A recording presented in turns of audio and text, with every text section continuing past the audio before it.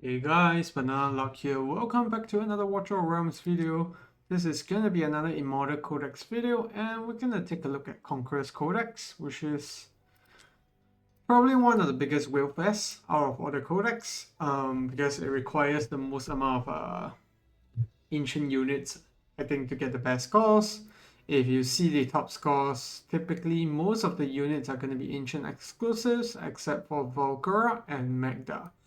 So, few things to take note of here. The reason why Magda is such an essential piece in all of these placements is because of this particular passive, where the hero, adjacent allies, and allies within her attack range will gain penetration increase as well as damage increase. This is huge, especially for codex content, because these mobs just scale up as the stages goes further and further, and the penetration always comes in handy.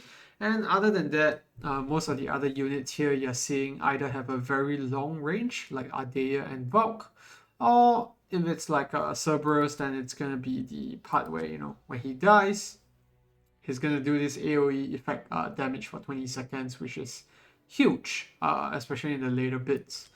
And other than that, Uredin with his execution on his ultimate. So right over here, there's a 30% chance for him to execute enemies when their HP is below 35%. So yeah, that's basically it in terms of the heroes. The alternative way to do this is like what you can see here with my guildmate Winella. You don't use Cerberus. Instead, you just straight up use all DPS units. You basically swapped out Gun and Cerberus for Valdron and Ymiret instead. I've tried that. I think my awakenings are way too low. We really struggle on the later stages without Cerberus. So this is what we have to deal with. But yeah, that's pretty much it. We're going to item builds later a bit, but for now I just want to go in and show you guys how to maximize your damage when it comes to Conqueror's Codex. So yeah, the first bit here, very straightforward. You can just spam your ultimates as and when you want to. Just build up the Sober Arcana stacks. Really doesn't matter what you do here. Just clear your waves as soon as you can. It's gonna be a bit more straightforward compared to the Styx Codex video I had, because not so much timing involved. You just make sure you manage to kill all these units on time, and then you're good. So boss rush phase, this is where the mobs start counting as points. First few waves are going to be very simple. You can see 1 or 2 hits, most of them die. And yeah.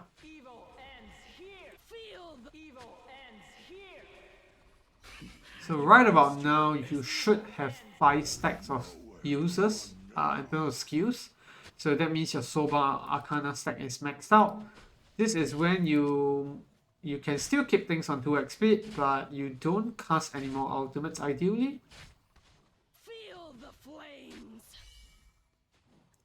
Basically just wait for the big waves to come, and then that's when you want to focus on, saving ultimates. But up till then, pretty safe. And this is actually the time check as to when you should start using your ultimates, because after this wave, we're going to start putting Cerberus down after these AoE mobs come in. So I'm going to place him right down. And I don't think I'm going to use Uredin's out here.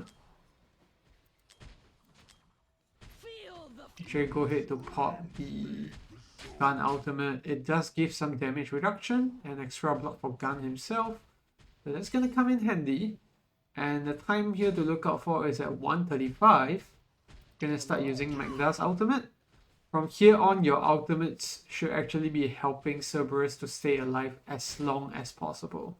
And that's why you use Magda's ultimate here. And at 1:25, that's when you can use Valk's ultimate. So I have an exclusive that extends her range by 1 tile more because of the shield that she gets on herself, which is particularly handy for this stage.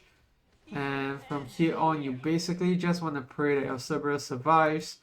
There is some RNG involved, sometimes gun blocks the wrong mobs. The ones that deal more damage get through, and then they chop down Cerberus way too early. So that is the part where, you know, you normally spend quite a bit of time rerunning it just because you want to get that perfect run instead. Feel the flames. And right about now, Gun's ultimate lasts for 15 seconds. You want to have Cerberus survive up to 40 seconds as long as possible without having to use any ultimates. So let's hope we get there.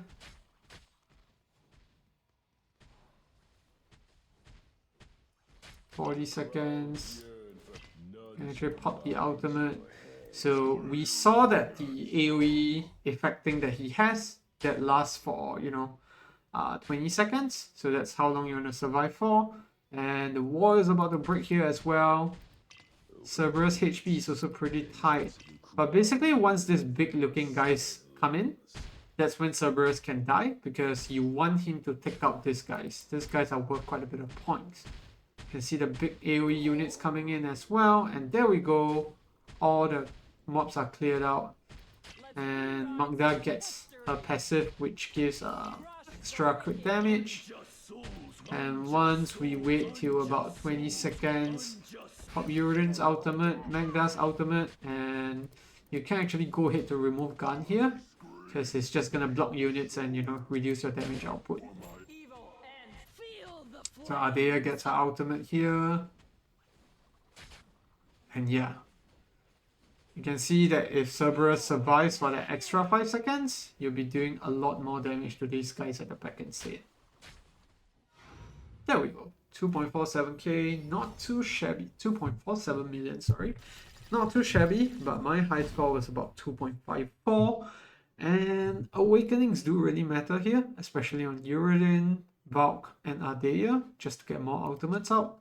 And damage-wise, you're gonna see Ardea and Cerberus all the way up top. Ardea soloing an entire lane on her own, and then you have Valk supported by Magda, and then Uredin on the bottom, and then Cerberus was just basically taking out all 3 lanes at the same time in the later bits. And yeah, that's the run. Pretty straightforward. And yeah, the other way to actually maximize your run is really using Valdron here. And the reason why is that Valdron has that Lord skill, where every time you spawn him, he deals damage equals to 50% of the current HP to nearby the nearest units around him.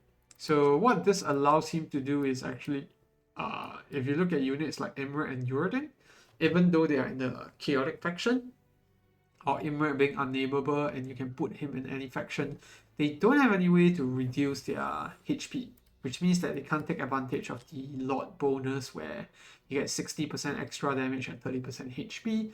But with Valdron, that is possible. That's why this lineup works. That's why if you have Ymiret and Uredin, you can just spawn Valdron twice and their HP will drop below 30% for sure. And that's when you're going to get them doing a lot more damage. So I did try out that team. We got to about 2.4 million, not as nearly as high as what we have here. That's why I forgo that team instead and stuck to this, because I really needed the Cerberus to survive as long as possible and do his bomb towards the end there. So beyond that, artifacts wise, I have Gun on Tuning Crystal and Unshaken Will just to give him some survivability. But even if you don't, I think he survives pretty well there until the later waves. And then Ardea on Realm Tear, Sober Arcana, because that's the best set for her. And I have her in quite a bit of Rich Regen since I don't have her at A3 or A5. And then you have Cerberus, Lunacy Visor to help him survive. So even though he doesn't do any spells and whatnot, he only has one ultimate, since there's that Sober Arcana bug which affects, you know, all units as long as you have them on Sober Arcana. This is the best set for him. And yeah, you can minimize his attack speed, which is why on both my weapon and chestplate I don't have attack speed. The others are ancient pieces, so it can be helped. And then Uredin, Soba Arcana as well. Eye of Sin is probably the best artifact for him here because he has a lot of AoE damage in his kit. And then Valkyra, Inferno Raw, Warlord set, and then I have her exclusive. If you don't have it, Realm Tear is the best one for her. But I have been finding better results with her exclusive artifact here so far. And then last but not least, Magda, Soba Arcana works best as well. It's better if you have Eye of Sin on her. I don't have an extra copy of Eye of Sin for some reason, so that's why we stuck to Frigid Flame instead. But it doesn't really matter what you build on her because the most value that you get out of her mostly is going to be this passive that she has here. So that's pretty much the teams that you have to work with. I may consider doing an SSS video where, you know, we use the more common units, but you can see here from top 1 to 100, Ardea is pretty much a staple in most of these teams. Other than that, you also have something like Cerberus and whatnot that could do fairly well here. So yeah, that's gonna be it for the video. If you have any questions, leave it down in the comment section below. I'll be more than happy to help. And if it's any like hero lineup suggestions, I think the Nightmare teams are probably gonna come in quite handy here. Abomination, Volca, Abomination for the stun, and Volca for the big AoE damage, and Volk is pretty much going to be essential in every team no matter what here. So that's going to be it for the video. Thanks for tuning in. Leave a like or subscribe if you found the content useful, and I'll see you in the next one. Goodbye.